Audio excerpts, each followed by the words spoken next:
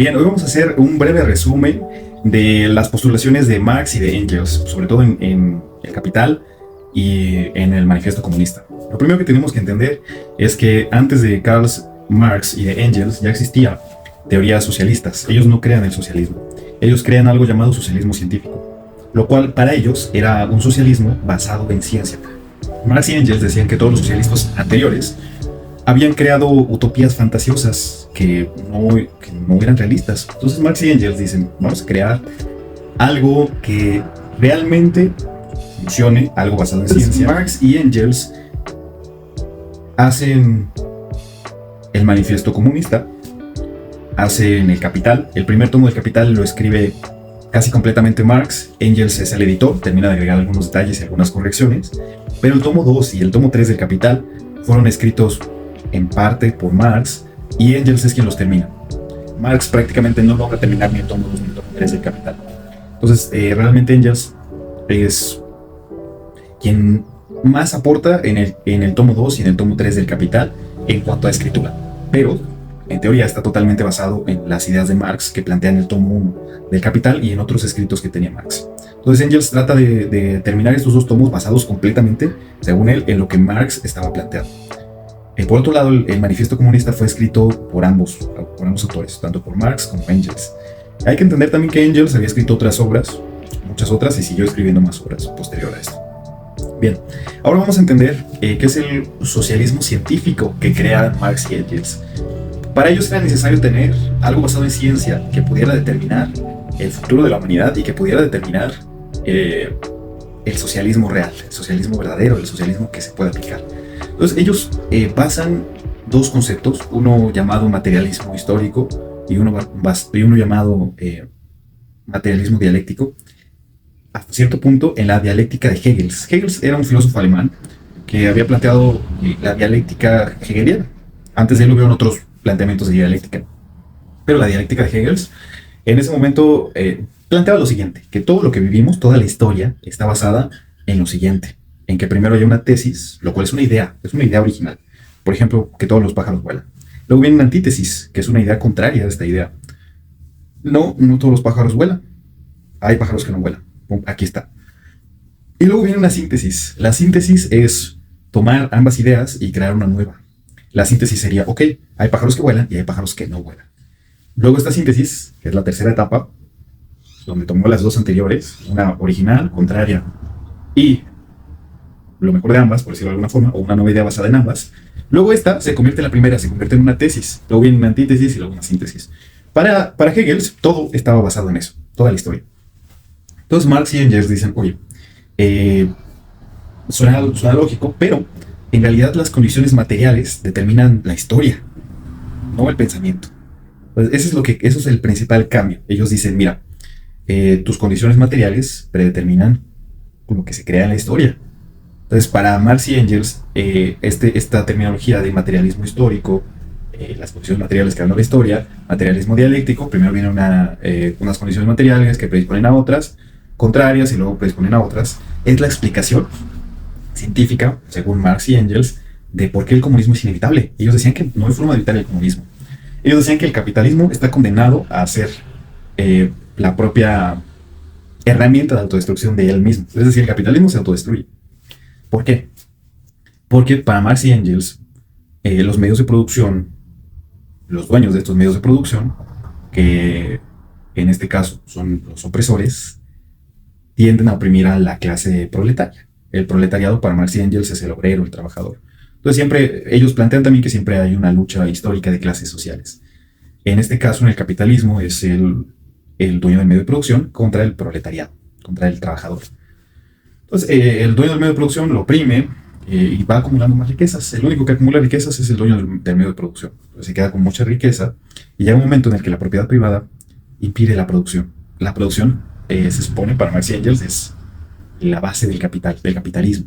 Si no hay producción, si no hay productividad, no hay capitalismo. Entonces, justamente debido a que se enriquecieron tanto los dueños de los medios de producción y llegaron a acaparar todo lo que había, ya no hay producción, frena la producción. Y esto provoca lo que Marx y Engels conocen como la revolución del proletariado. La revolución del proletariado instaura el socialismo como por decirlo, recordando la dialéctica hegeliana como esa transición, como si fuera una antítesis del capitalismo. Entonces llega esta antítesis del capitalismo, que sería el socialismo, como puente entre el capitalismo y el comunismo. Luego de eso llega el comunismo, ya no hay Estado, ya no hay propiedad privada y prácticamente se instaura ese nuevo régimen para siempre.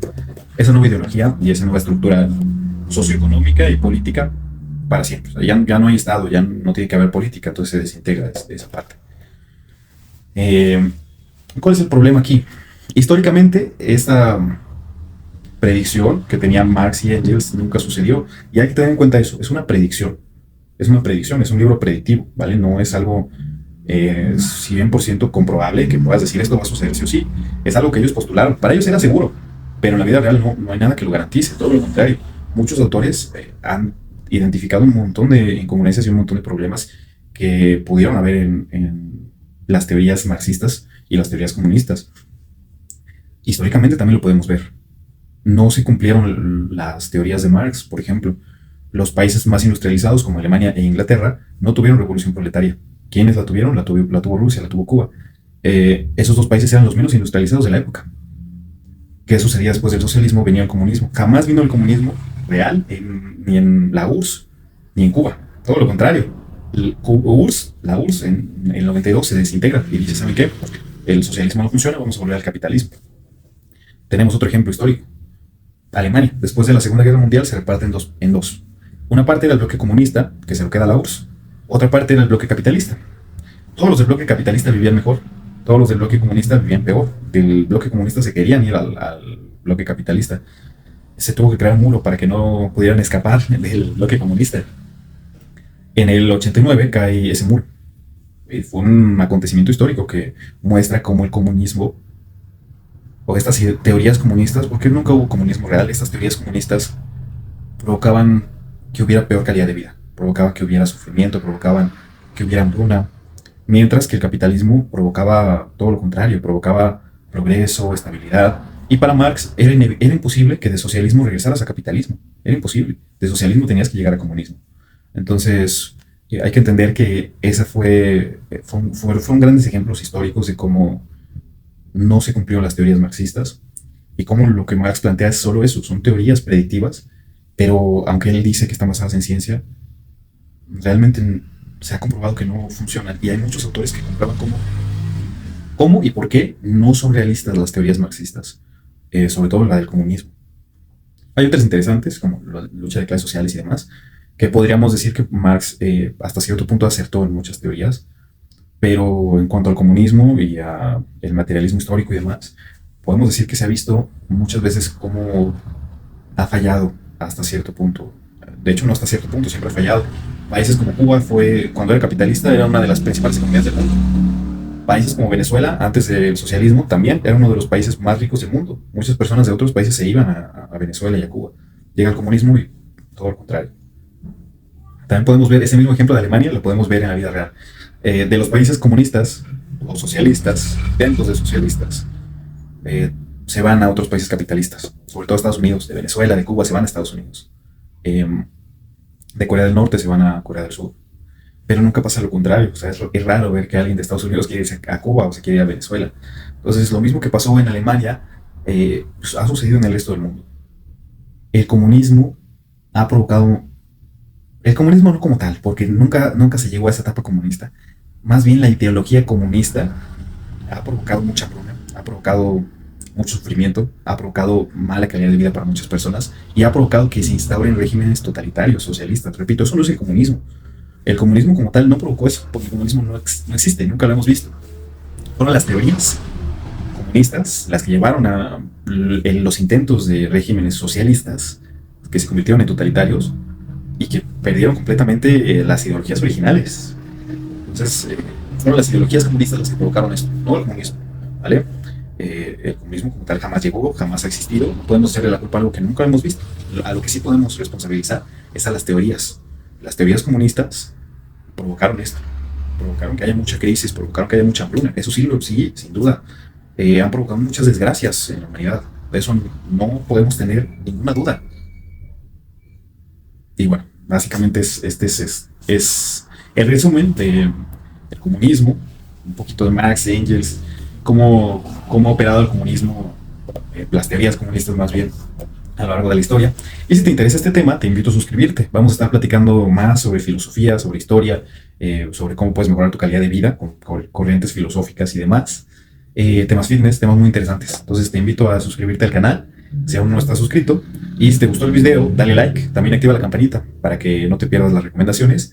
Y sin duda este canal te va a ayudar mucho. También más adelante planeamos hacer un video donde expliquemos un poquito la vida de Karl Marx, también un poquito la vida de Engels y otros filósofos, otros historiadores, otros escritores y demás. Recomendaciones de libros, explicaciones muy sencillitas de procesos muy complejos. Entonces te invito a suscribirte, sin duda este canal te va a gustar mucho. Vamos a hacer muchas reseñas de libros, resúmenes, explicaciones, etcétera.